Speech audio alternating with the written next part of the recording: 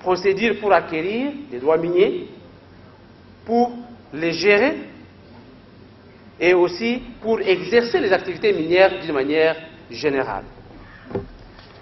Nous passons rapidement au contenu de notre exposé. De quoi allons-nous parler? Il y a beaucoup de procédures dans les codes miniers. Mais nous allons ici traiter les procédures les plus importantes, en commençant d'abord par le principe et les caractéristiques généraux des procédures minières avant de tirer nos conclusions. Si bien que notre contenu va porter sur d'abord les principes et caractéristiques des procédures minières. Là, je voudrais faire une petite note. Les codes miniers parlent des droits miniers et des droits des carrières. Et les droits miniers ont des procédures, les droits des carrières ont des procédures. Mais nous allons plus nous focaliser sur les procédures minières. Les procédures de carrière, ils sont dans la loi et on peut les lire et comprendre si on a bien compris les procédures minières. Il y a aussi les procédures d'acquisition, d'extension et de perte de droits miniers qu'on va ici analyser. Les procédures d'accès aux activités minières sans être titulaire de droits miniers, ainsi que les procédures de recours. Voilà ce que nous allons essayer de débattre. Concernant le principe, il y a deux principes qui vont nous intéresser. Pour être titulaire d'un droit minier, il faut être éligible. L'article 23 du Code minier explique quand une personne peut être éligible, personne physique ou bien personne morale. Donc des conditions sont bien énumérées, être une personne physique, de nationalité congolaise ou étrangère, être une personne morale, donc tout est bien expliqué dans les codes miniers.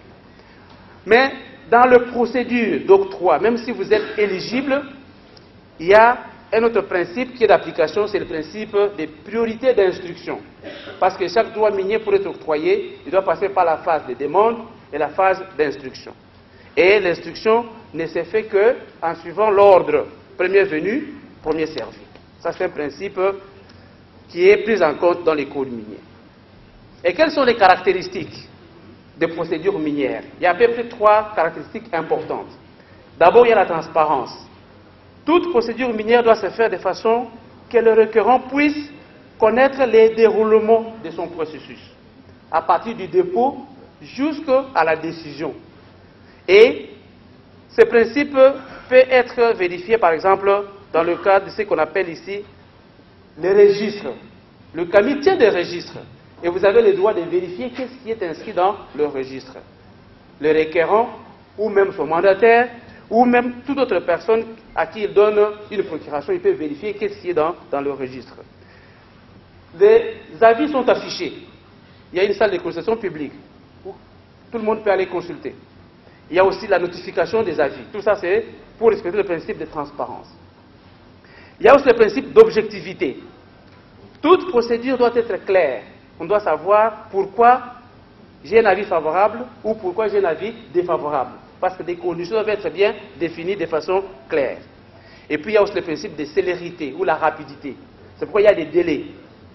On vous dit par exemple pour l'instruction cadastrale, il doit être émis dans un délai de 10 jours. L'instruction technique dans un délai de 20 jours. Malheureusement, dans la pratique, il s'avère que ces délais ne sont pas toujours respectés. Parce qu'il a 30 jours pour signer l'arrêté d'octroi. S'il ne le fait pas, le droit est octroyé d'office. Aucune sanction. Voilà pourquoi ils peuvent faire même dans 1 mois, 2 mois, 3 mois, alors qu'ils n'ont que 10 jours. D'acquisition, d'extension et de perte des droits miniers. Alors, on va voir dans chacun de ces trois cas quelles sont les procédures prévues dans les codes miniers.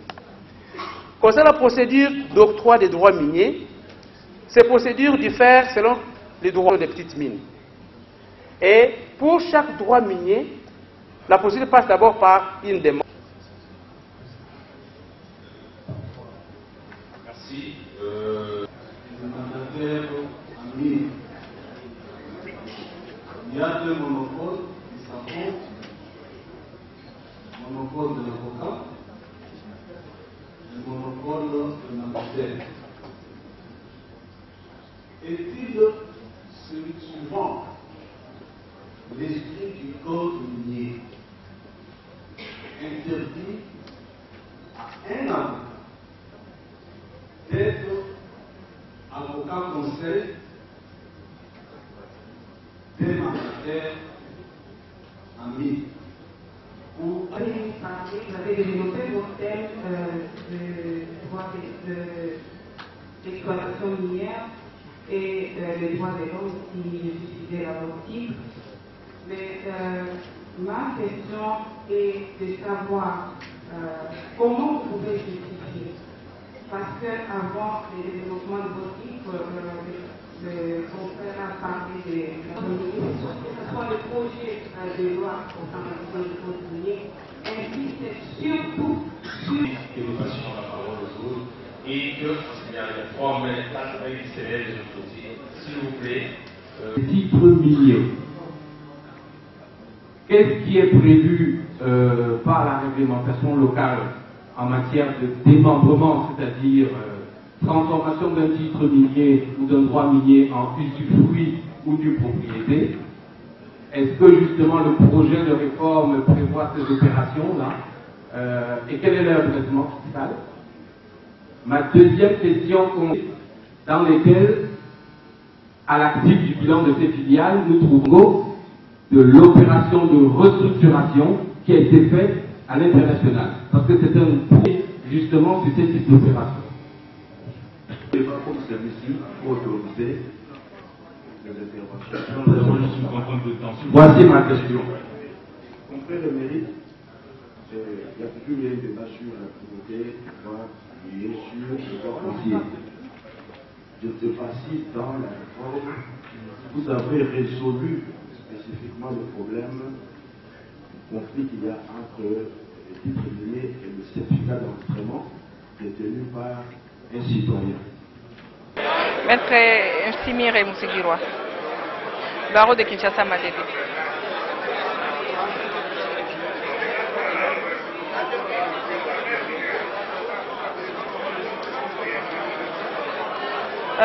J'ai retenu beaucoup de choses parce qu'il n'a pas s'agi que des journées au cours desquelles l'avocat a été célébré, mais il s'agit aussi de journées de formation continue des avocats qui ont été entretenus sur plusieurs thèmes développés par des éminents intervenants venus d'Afrique, venus de l'Europe. Il y a le barreau de Paris, le barreau de Liège, le barreau de Bénin, du Tchad qui ont été représentés.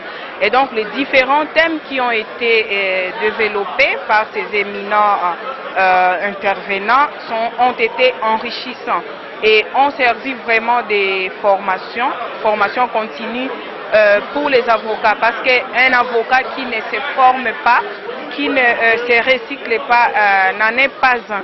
Et comme vous le savez, il y a, la RDC est membre de l'OADA depuis quelques années.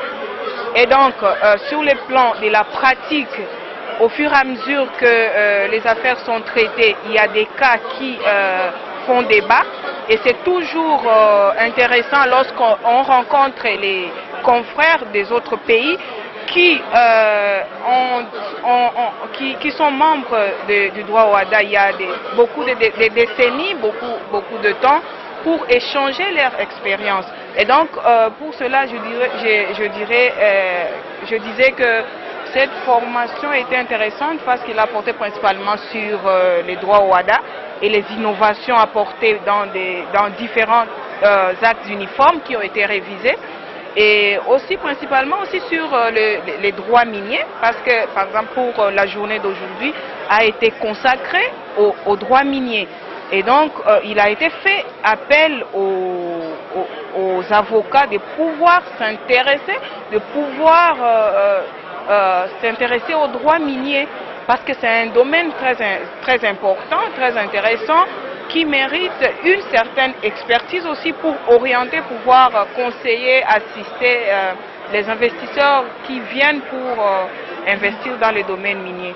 Et donc voilà ce que je peux en gros dire brièvement, ce que j'ai retenu de ces 3 journées au cours desquelles l'avocat a été célébré, parce que comme vous le savez, c'est le 10 juillet qui constitue la date anniversaire du barreau.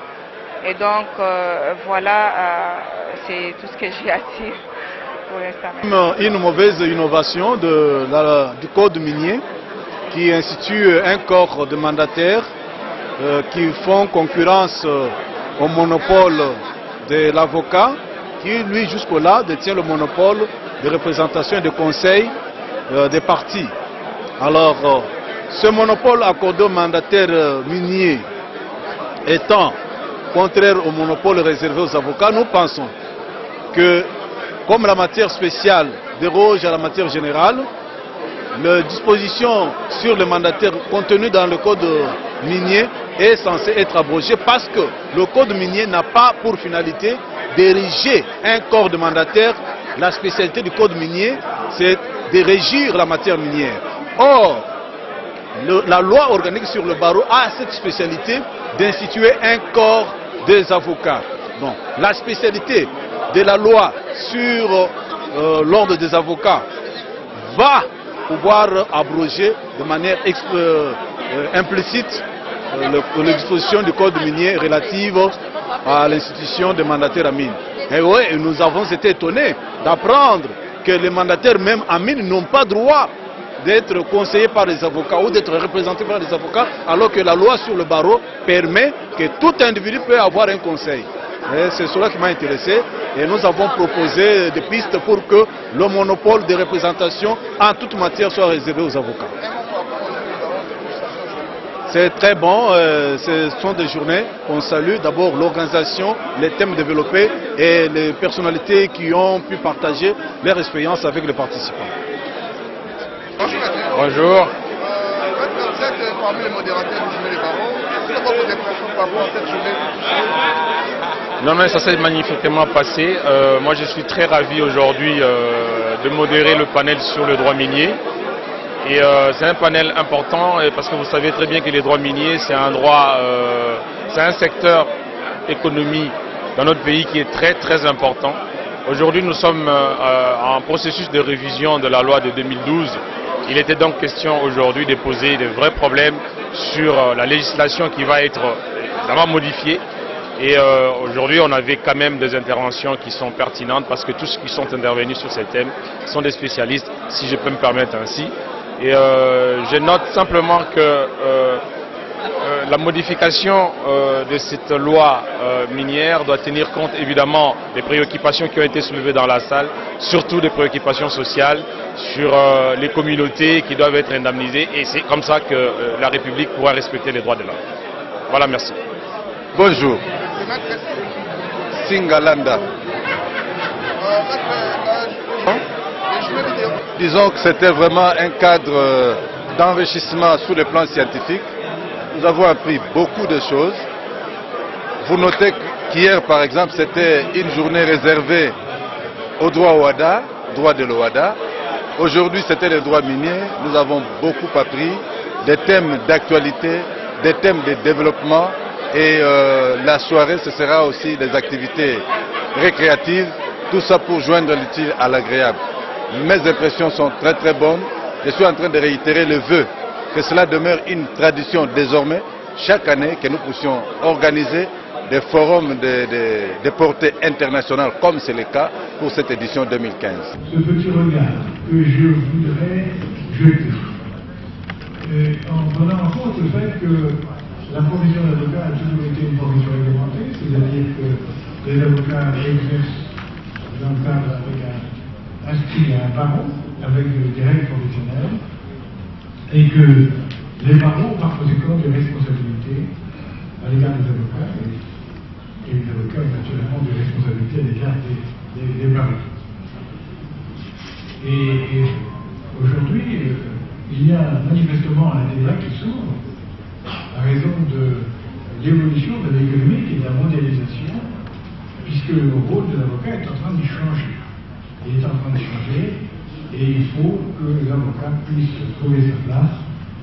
Il faut que les barreaux permettent aux avocats d'être présents sur leur marché, avec leur culture, et que ces avocats ainsi armés puissent affronter la compétition qui est la compétition internationale. Alors mon propos comprendra trois points. Un, le problème de la réglementation. 2, la question de la compétition. 3, la responsabilité des parents. Et je terminerai pour dire que dans un monde globalisé, lorsque l'on partage la même culture, eh bien, on pourrait dire, mais également des barreaux non francophones, je pense en particulier à l'Arménie, auxiliaire de justice. C'est-à-dire que la fonction première de l'avocat, c'est d'être le serviteur de la justice et